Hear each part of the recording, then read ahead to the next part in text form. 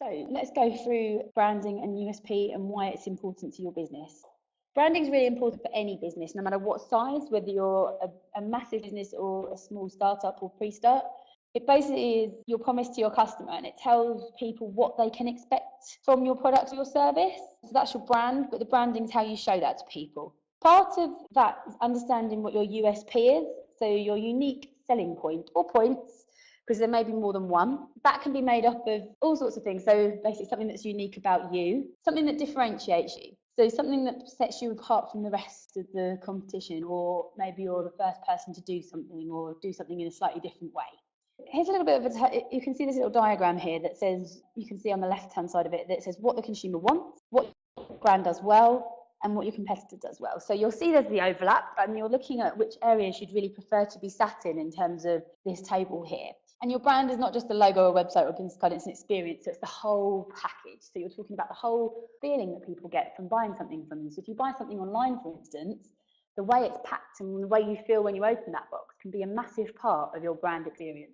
This little diagram is quite good because it basically explains what branding and marketing and selling are. They're all interlinked. You can't really do one without the other. You need all of them there together to sort of support one another. But your branding's what you are. Your marketing is what you do because you're getting people in, and your selling is what you say. So how you actually make someone part of their money, commit to your product or service, and actually engage with you more. So these little diagrams here that I found highlight quite a lot about all the things that make up your brand and your branding. So customer service, that's part of your branding. The way you, it's not just something physical in the way it looks, it's how someone feels as well from dealing with your brand. Do you have a quick response rate to people's emails or comments on your social media, for instance? When someone speaks to someone on the phone or sees someone in person, how do they feel from that experience? It's what you want people to associate with your, and that's then delivered through your branding and the way you set yourself in the market. So why is branding and your USP important? It's important no matter what size your business is, and it's because it can set you apart from the competition, especially in a really competitive market. If you're in a field where there's lots of other people who do similar things, you need to set yourself apart somehow, and this is one of the ways that you can do that through your branding and your USP.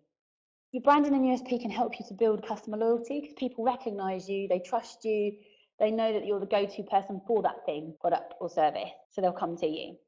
Global brands. I know we're looking at probably a smaller scale to this, but if you can take some real source of inspiration and some things that you might want to aspire to have as part of your branding. If you look at some of the bigger brands, basically they're instantly recognisable. So if you look at any of those, you'd probably be able to tell me what all of them do without it actually saying underneath the brand, just because of the fact that you've seen them so many times and they are all around us. You understand what their values are as well. This next slide I like, because it was a company that has pared back some logos. I don't know about you, but I think you can probably guess what most of those are, even though not all of the detail is there. So it just goes to show that even certain shapes and patterns and designs or colours can be connected with certain brands, and quite intrinsically you know what that brand is.